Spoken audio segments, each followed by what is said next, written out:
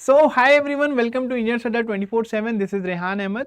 आज हम लोग यहाँ पर डिस्कस करने वाले हैं कि अभी जो ओएसएससी जेई का जो एग्जाम होने वाला है उसको हम लोग फर्स्ट अटेम्प्ट में कैसे क्लियर कर सकते हैं। लेकिन एकदम सिंपल सी बात अगर मैं आप लोग को बताऊं तो कोई भी एग्जाम है, अगर आप इंडिया में अगर आप कोई भी कॉम्पिटेटिव एग्जाम के बारे में बात करें तो फर्स्ट अटेम्प्ट में क्लियर करने के लिए काफ़ी ज़्यादा आपको हार्डवर्क और कंसिस्टेंसी की ज़रूरत पड़ती है। लेकिन ओएसएससी जेई में मैं यहाँ पर कह सकता हूँ कि हाँ, आप लोग का अगर आप ये वाला एग्जाम में अपीयर करोगे तो हो सकता है कि आप यहाँ पर फर्स्ट अटेम्प्ट में ही ये वाला एग्जाम क्लियर हो जाए। आपको कुछ इंपॉर्टेंट स्टेप्स के बारे में यहाँ पर ध्यान में रखना है, तो आप लोग का ये वाला एग्जाम क्रैक हो सकता है। Why? Because I am saying कि फर्स्ट अटेम्प्ट में इसलिए क्लियर हो सकता है क्योंकि पहली चीज ये है कि ये आपके पास ओएसएससी जेई मतलब ये उड़ीसा की ही वैकेंसी है। जितने भी स्टूडेंट्स यहाँ पर जो एलिजिबल है उनके पास डिप्लोमा होना चाहिए। तो बीटेक वाले पहले ही क्या हो गए, यहाँ पर आपके पास आउट हो गए हैं से। जो आपका कंपटीशन है वो यहाँ पर कन्फाइंड हो गया। ठीक है, तो आपका जो कंपटीशन है अब सिर्फ सेम लेवल पे रह गया, मतलब जिनके पास डिप्लोमा है उन्हीं के बीच में आपस में फाइट है। कंपटीशन यहाँ पर कंपैरेटिवली बाकी एग्जाम से थोड़ा सा कम भी यहाँ पर कंपटीशन का लेवल इसलिए होगा क्योंकि वैकेंसीज बहुत अच्छी है। ठीक है, वैकेंसीज के बारे में बात करें तो 600 से प्लस वैकेंसी है। तो पहले अटेम्प्ट में क्लियर करना ओएसएससी जेई का एग्जाम, मैं बोल सकता हूं कि ये बाकी एग्जाम से कंपैरेटिवली सिंपलर है। ठीक है, तो कौन कौन से स्टेप्स में आप लोग यहाँ पर ध्यान देंगे उसके बारे में हम यहाँ पर डिस्कस करते हैं। तो सबसे पहले एग्जाम का जो स्टेज है वो आप यहाँ पे देखिएगा तो 3 स्टेज में आपको लोग का सिलेक्शन होगा। सबसे पहला आप देखेंगे तो प्रीलिम्स आपको यहाँ पर देना पड़ेगा। प्रीलिम्स में आप देख सकते हैं कि आपके पास टोटल 4 सेक्शन में आप लोग के एग्जाम होंगे। पहला होगा अरिथमेटिक एंड रीजनिंग, दूसरा होगा आपके पास डेटा इंटरप्रिटेशन, फिर होगा करंट अफेयर्स एंड चौथा है दैट इज कंप्यूटर अवेयरनेस। ठीक है, दूसरा स्टेज अगर हम देखें तो यहाँ पर आपको मेंस का देना पड़ेगा जिसमें सिविल इंजीनियरिंग का कंप्लीट यहाँ पर टॉपिक्स रहेगी। ये आपका टोटल 200 नंबर का है। प्रीलिम्स जो है वो यहाँ पर आपका टोटल अगर आप देखेंगे तो 150 नंबर का आपका यहाँ पर रहेगा। ठीक है, सिमिलरली आप यहाँ पर थर्ड जो रहेगा दैट इज डॉक्यूमेंट वेरिफिकेशन, उसके बारे में हम लोग बाद में बात करेंगे। सबसे पहले हम लोग डिस्कस करते हैं दैट इज प्रीलिम्स के बारे में। ठीक है, तो प्रीलिम्स में मैं आप लोग को ये चीज बता दूं कि अगर आप में से जो स्टूडेंट्स प्रीलिम्स को ज्यादा वेटेज देंगे उनके सिलेक्शन होने के चांसेस बहुत ज्यादा होंगे। देखिए 100% में से सिर्फ 20% ऐसे होते हैं जो कंसिस्टेंटली प्रीलिम्स या फिर नॉन टेक वाला जो पार्ट होता है, जो मतलब एक्सेप्ट फॉर सिविल इंजीनियरिंग वाला जो पार्ट होता है उस पर फोकस करते हैं और उन्हीं 20% का सिलेक्शन होता है। ठीक है, कंपटीशन वो मेन 20% का ही होता है। तो सबसे पहली चीज आपको यहाँ पर ये ध्यान देनी है कि आपको यहाँ पर प्रीलिम्स में काफी अच्छा स्कोर करना पड़ेगा। आपको यहाँ पर प्रीलिम्स जो है आपको डेली ही प्रैक्टिस करनी पड़ेगी। इसमें कुछ भी आप देखेंगे तो सिर्फ कंसिस्टेंसी ही होती है, डेली प्रैक्टिस से ही ये वाला एग्जाम निकलता है, अच्छे नंबर आते हैं और कोई भी दूसरा रीजन नहीं है। ठीक है, आपको यहाँ पर रोज आपको 3 घंटे आपको मिनिमम क्या करनी पड़ेगी, प्रैक्टिस करनी पड़ेगी। तो अरिथमेटिक में आप देख सकते हैं यहाँ पर परसेंटेज, रेशियो और ये सब जितने भी आपके पास मेजरमेंट, टाइम वर्क वाले जो आपके पास क्वेश्चन होते हैं उनको आपको यहाँ पर डील करना पड़ेगा। रीजनिंग में पजल, सीरीज, कोडिंग, डिकोडिंग, ये सब जो आपके पास टॉपिक्स है, जितना ज्यादा आप कंसिस्टेंटली काम करेंगे उतने जल्दी आप लोग के ये वाले क्वेश्चंस होंगे एंड उतने बेटर आप लोग के यहाँ पर नंबर आएंगे। कंप्यूटर अवेयरनेस वाला जो पार्ट है ये भी आप लोग को अच्छा करना पड़ेगा। एंड करंट अफेयर्स में आप लोग को पता है कि रोज मॉर्निंग में आपको यहाँ पर या तो आप एक वीडियो देख लीजिए कि करंट अफेयर्स में क्या चल रहा है, या तो फिर आपको एक कन्वेंशनल आपको क्या करना पड़ेगा दैट इज अवेयर रहना पड़ेगा आपको अपना न्यूज़पेपर वगैरह से या किसी भी चीज़ से। उससे बेटर है कि आप एक शॉर्ट का आप एक घंटे का, आधे घंटे का अगर आप एक वीडियो देखेंगे तो आपको ये वाला पार्ट भी कंसिस्टेंटली करेंगे तो उन 3 घंटे के अंदर आप यहाँ पर प्रीलिम्स वाला पार्ट भी अच्छे से स्कोर कर सकते हैं। ठीक है, डेटा इंटरप्रिटेशन वाला ये सब जितने भी हैं आपके पास, मेन जो होता है इसमें टाइमिंग होती है कि आप कितने जल्दी यहाँ पर आप इसको सॉल्व कर पा रहे हैं, तो उसी बेसिस पे आपके पास क्या होता है दैट इज नंबर आता है। स्टेज नंबर 2 के बारे में बात करें तो मेंस में हाईएस्ट वेटेज वाले जो सब्जेक्ट्स हैं वो कौन कौन से हैं, आरसीसी, स्टील से क्वेश्चन काफी ज्यादा आते हैं। ठीक है, दूसरा आप देखेंगे मतलब कोडल प्रोविजन वाले जो है वो क्वेश्चंस काफी आते हैं, हाइड्रोलिक से क्वेश्चन ज्यादा आते हैं, जियोटेक से अच्छे क्वेश्चन आते हैं, estimation, costing and construction material से भी अच्छे क्वेश्चंस आपको देखने को मिलते हैं। अगर हम यहाँ पर नॉर्मल अगर बात करें तो एनवायरमेंट से कंपैरेटिवली क्वेश्चन थोड़े से कम रहते हैं। Civil engineering, material, construction management, construction technology, यहाँ से आपके पास क्वेश्चन कंपैरेटिवली थोड़े से आपको कम देखने को मिलेंगे, बट आपको प्रिपेयर तो सारी चीजें करनी पड़ेगी। ठीक है, तो वेटेज में आप देख लीजिएगा एस्टिमेशन एंड कॉस्टिंग वाला जो सब्जेक्ट है वहां से स्टार्ट करिए। ठीक है, आप यहाँ से कोडल प्रोविजन जो है इनको आप अच्छे से पढ़िए एंड उसके बाद ये जो सीक्वेंस में है आप इसी वे से आप यहाँ पर सब्जेक्ट्स को कंप्लीट करेंगे तो आपको यहाँ पर अच्छे मार्क्स आप लोग गेन कर सकते हैं। ठीक है, स्टडी प्लान आपको क्या रखना है उसके बारे में हम यहाँ पे डिस्कस करेंगे। सबसे पहले अगर हम 3 मंथ का अगर मान के चले, हालांकि 3 मंथ थोड़ा सा फिर भी एक थोड़ा सा ऑप्टिमिस्टिक हो गया, हम 3 मंथ का अगर हम कंसिडर करके चले तो सबसे पहले आपको यहाँ पर अपना फाउंडेशन अच्छा करना है। ठीक है, फाउंडेशन अच्छा करने के लिए आपको सारे सब्जेक्ट्स का जो कोर थ्योरी है वो पता होना चाहिए। ठीक है, सेकेंड अगर आप देखेंगे तो यहाँ पर स्टैंडर्ड बुक्स की जगह आप यहाँ पर अगर आपके पास नोट्स हैं तो आप नोट्स को क्या करिए, आप वहाँ पर गो थ्रू कर लीजिए बहुत अच्छे से। और जो जो टॉपिक अगर आपको कोई चीज़ प्रॉब्लम आती है तो उसके लिए आप यहाँ पर टेक्स्ट बुक का भी हेल्प ले सकते हैं। सिमिलरली आपको क्या करना पड़ेगा, यहाँ पर फॉर्मूला जो है वो अच्छे से बनाने पड़ेंगे एंड अपने जो कॉन्सेप्ट हैं उस पर बहुत ज़्यादा काम करना पड़ेगा। ठीक है, क्वेश्चंस ऐसे आते हैं जिसमें आप लोग का कॉन्सेप्ट जो है क्लियर होना चाहिए। क्वेश्चन आपके पास किसी भी टाइप से फ्रेम कर सकते हैं। अगर आपके पास एक क्वेश्चन में 4 कॉन्सेप्ट भी लगा सकते हैं, मैच द फॉलोइंग दे दिया आपको, तो आप वहां से क्या करोगे, आपको चारों के बारे में पता होना चाहिए। ठीक है, अलग अलग क्वांटिटी अगर आपके पास है तो वहां पर चारों के बारे में आइडिया होनी चाहिए। तो अपने कॉन्सेप्ट, अपने फाउंडेशन को आपको काफी ज्यादा स्ट्रॉन्ग करना पड़ेगा। तो ये जो है आपके पास, अगर आप थ्योरी और अपने कॉन्सेप्चुअल अगर आप लोग पढ़ाई कर रहे हैं तो आपको दिन में एक टाइम देना है जहां पर आप लोग पढ़ाई करते हैं, जहां पर आप लोग बहुत ज्यादा सॉल्व वगैरह नहीं कर रहे हैं, आप लोग चीजें रीड कर रहे हैं। अपने दिमाग में जितना ज्यादा डेटा स्टोर कर सकते हो आपको उतना ज्यादा डेटा यहाँ पर स्टोर करना पड़ेगा। ठीक है, सेकेंडली साइमल्टेनियसली आप लोग क्या करेंगे, दिन में अगर आप मान लीजिए जैसे सुबह के टाइम पे या फिर दोपहर के टाइम पे अगर आप लोग का दिमाग ऐसा है कि वहां पर हम लोग थ्योरी ज्यादा पढ़ सकते हैं तो आप वहां पर फोकस करिए। लेकिन एक टाइम आपको ऐसा निकालना है, जैसे आपके पास रात का टाइम हो गया, जहां पर आप सिर्फ और सिर्फ क्या करें, एमसीक्यूज, प्रीवियस ईयर क्वेश्चंस वगैरह ये सब क्या करें वहां पर प्रैक्टिस करें। ठीक है, तो देखिएगा यहाँ पर हम लोग को यहाँ पर क्या करना है, जैसे एक टाइम निकालिए जहां पर आप टॉपिक वाइज एमसीक्यू प्रैक्टिस करिए।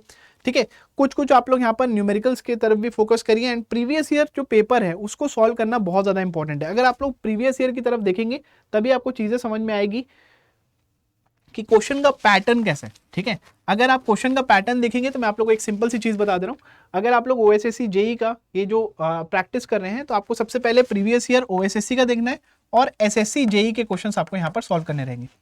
कोई भी इससे ऊपर का आप मत जाइएगा, क्वेश्चंस ज्यादा अटेम्प्ट करने की कोशिश करिए, डिफरेंट एग्जाम्स की तरफ मत फोकस करिए, एक सब्जेक्ट से जितने ज्यादा क्वेश्चंस हो सकते हैं। और इसी एग्जाम में आप यहाँ पर देखिएगा तो आपको जैसे गुप्ता एंड गुप्ता बुक वगैरह हो गई, ये सबको आपको फॉलो करना पड़ेगा। ठीक है, सिमिलरली आपको यहाँ पर ध्यान रखना है सबसे ज्यादा, दैट इज टाइम का, है ना। तो टाइम जो है वो बहुत ज्यादा इंपॉर्टेंट होने वाला है, क्योंकि आप देख सकते हैं कि स्टूडेंट्स गलती करते हैं, है ना, कि वहां पर वो एक ही क्वेश्चन में बहुत ज्यादा टाइम स्पेंड कर देते हैं, है ना। वहां पर आप लोग ऐसा भी कर देते हैं कि आपके पास 100 में से आपके पास सिर्फ 60-70 क्वेश्चन ही अटेम्प्ट करके आए और फिर बाद में बोलेंगे अरे यार टाइम ही नहीं मिला। तो आपको टाइम का यहाँ पर बहुत ज्यादा ध्यान रखना है।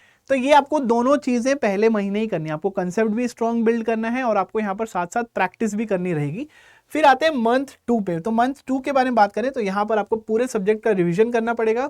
जो जो सब्जेक्ट आप लोग के वीक है, जैसे मान लीजिए बहुत सारे स्टूडेंट लोग का एफएम वाला पार्ट वीक होता है, बहुत सारे स्टूडेंट को एस्टिमेशन कॉस्टिंग वाला पार्ट वीक होता है, किसी किसी के लिए जो डिजाइन और स्ट्रक्चर वाले पार्ट होते हैं वो वीक होते हैं। तो मंथ 2 आप उसके लिए रख लीजिए कि आप वहां पर उनको उन सब्जेक्ट्स में आप ज्यादा फोकस करें।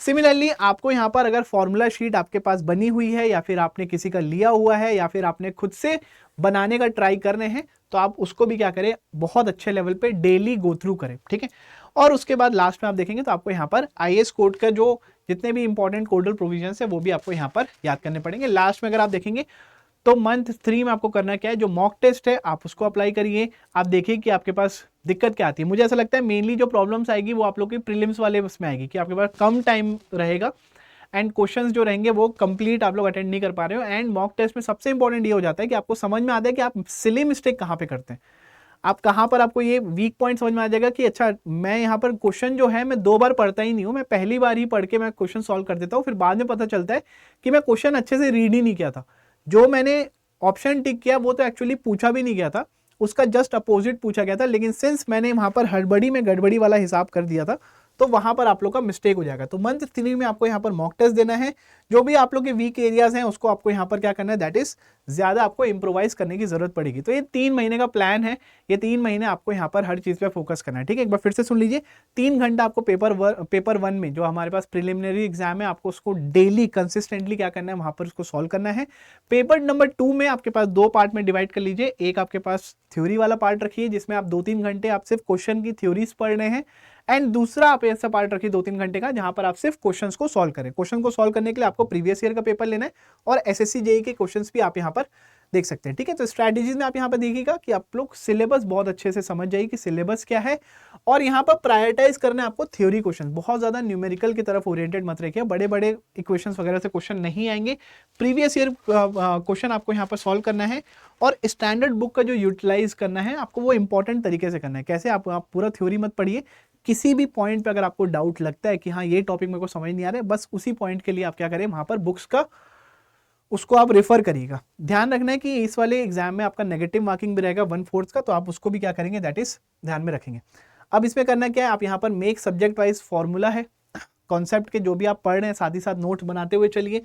आप अपने यहाँ पर वीक एरियाज जो हैं, जहाँ जहाँ पे आपके मिस्टेक्स हो रही हैं, जहाँ जहाँ पे आप देख पा रहे हैं कि मैं टाइम का ध्यान नहीं रख पा रहे हैं, उसको आपको यहाँ पर इंप्रूव करना है, रिवीजन करना है आपको यहाँ पर डिजाइन कोड्स और codal provisions. Similarly previous year questions अगर आप देखेंगे तो ओएसएससी और एसएससी जेई का आपको यहाँ पर सॉल्व करना है। गुप्ता एंड गुप्ता को भी आप लोग यहाँ पर रिफर कर सकते हैं, जहाँ से जेई के क्वेश्चन ज्यादा बनते हैं, थ्योरेटिकल क्वेश्चन ज्यादा बनते हैं। सिमिलरली आपको यहाँ पर लास्ट में आपको क्या करना है, that is full mock test आपको यहाँ पर अटेम्प्ट करना पड़ेगा।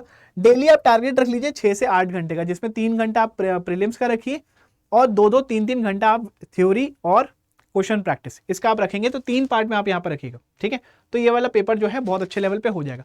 अब ध्यान में रखने वाली बात यह है कि इसमें टोटल जो वैकेंसी आई है वो तो आई है हमारे पास, दैट इज 606। ठीक है, लेकिन इसमें से अगर आप देखेंगे तो 202 वैकेंसी जो है, 202 वैकेंसी सिर्फ और सिर्फ वुमेन के लिए है। ठीक है, वुमेन के लिए क्या है, रिजर्व्ड।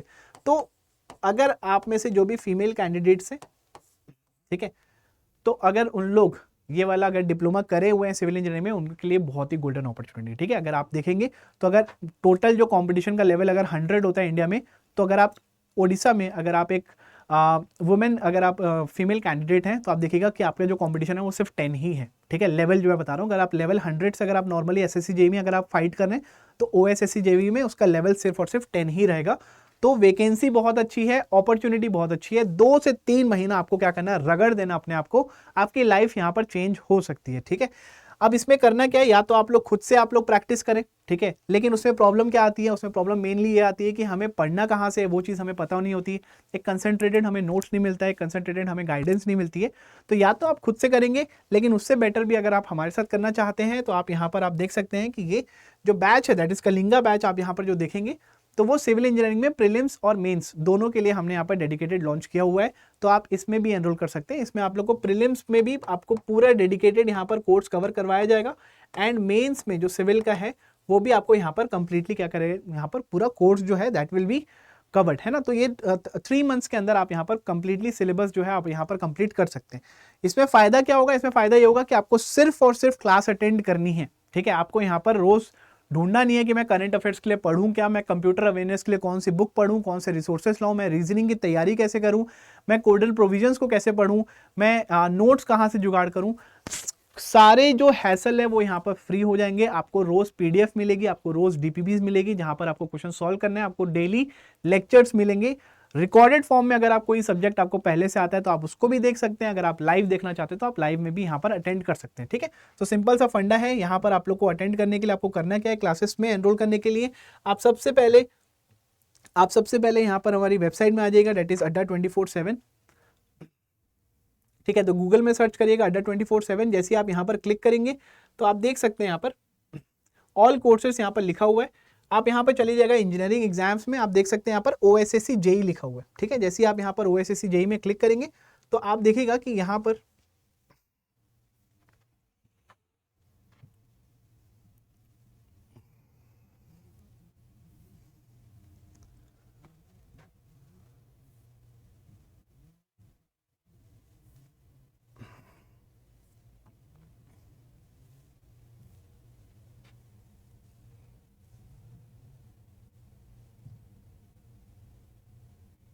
आप यहाँ पे देखिएगा, जैसे ही आप ओएसएससी जेई में क्लिक करेंगे तो आपका ये जो है ये वाला बैच, कलिंगा वाला बैच आपको मिल जाएगा। आपको करना कुछ नहीं है, आपको यहाँ पर कोड यूज करना है, दैट इज Y501। ठीक है, आप यहाँ पर कोड यूज कर लीजिएगा, दैट इज Y501। एंड जैसे ही आप यहाँ पर अप्लाई करेंगे तो आप देख सकते हैं कि ये 1747 का आपको ये वाला कोर्स मिल जाएगा। ठीक है, तो इसमें टोटल आप देखेंगे तो यहाँ पर आपके पास टोटल जो है 400 के अराउंड आपके पास यहाँ पर लाइव क्लासेस होंगी, दोनों मिला के, है ना, टेक्निकल एंड नॉन टेक दोनों मिला के यहाँ पर 400 के आसपास यहाँ पर लाइव क्लासेस होंगी। अगर आप लाइव क्लासेस नहीं अटेंड करना चाहते हैं, कोई सब्जेक्ट्स ऐसा है कि आप लोग पहले से आता है, तो आप उसकी रिकॉर्डेड फॉर्म में भी उसको देख सकते हैं। तो कोड जैसे आप यहाँ पर यूज करेंगे दैट इज Y501, तो आप देख सकते हैं कि यहाँ पर जो आपको मैक्सिमम डिस्काउंट मिल जाएगा, ठीक है। एंड इस कोर्स में एनरोल करने का सबसे अच्छा जो पॉइंट है वो ये है कि आपको पीडीएफ मिल जाती है, हर क्लास के बाद आपको पीडीएफ मिलती है, तो एक कंसंट्रेटेड नोट्स आपके पास बन जाते हैं। भले ही आप नोट्स ना भी बनाएं तो भी क्लास में रिटर्न पूरे के पूरे आपको क्वेश्चंस की पीडीएफ और कंसेप्ट की भी पीडीएफ आपको मिल जाती है। तो बस उतना भी अगर आप पढ़ेंगे तो ये एग्जाम में आप काफ़ी अच्छा स्कोर कर सकते हैं, ठीक है। तो ये 2-3 महीने आपके पास हैं, ये 2-3 महीने में हमें टाइम वेस्ट नहीं करना है कि हम पढ़े कहाँ से, कंफ्यूजन वाली स्टेट में नहीं रहना है कि पढ़ना क्या है। हमें सिर्फ और सिर्फ पढ़ाई करनी है, जो चीज़ रिसोर्सेस है वो हम लोग प्रोवाइड करेंगे, कॉन्सेप्ट जो है हम लोग क्लियर करवाएंगे, प्रीलिम्स की भी तैयारी कराएंगे और मेंस की भी तैयारी कराएंगे, ठीक है। तो 2-3 महीने आप लोगों को यहाँ पर डेडिकेटली आपको यहाँ पर प्रैक्टिस करनी है। जैसे मैंने आपको बताया, अगर आप लोग एक फीमेल स्टूडेंट हैं, एस्पिरेंट्स हैं, तो आप लोग के लिए one of the best chance है, ठीक है। जेई बनने से आपके यहाँ पर देखिएगा आपकी लाइफ चेंज हो जाएगी, आपको सीखने को बहुत कुछ मिलेगा, ग्रोथ बहुत अच्छी हो जाएगी, एंड सोसाइटी में ऑब्वियस ही बात है काफ़ी अच्छा आपको यहाँ पर रिस्पेक्ट भी मिलती है, ठीक है। सो आई होप कि मैं आप लोग को ये जो क्लासेस हैं ये 12th से स्टार्ट होंगी, ठीक है, 12 तारीख से स्टार्ट होंगी। तो मैं चाहता हूँ कि मेरी क्लास में यहाँ पर सारे स्टूडेंट जो OSSC जेई की तैयारी कर रहे हैं वो यहाँ पर हमारी क्लासेस अटेंड करें। I will see you on 12th of June, ठीक है। तो मिस मत करिएगा, ये अपॉर्चुनिटी गोल्डन अपॉर्चुनिटी है, अभी के अभी जाके आप लोग एनरोल कर लीजिए एंड कोड यूज कर लीजिएगा, दैट इज Y501, ठीक है। Thank you so much guys, bye bye, take care and see you.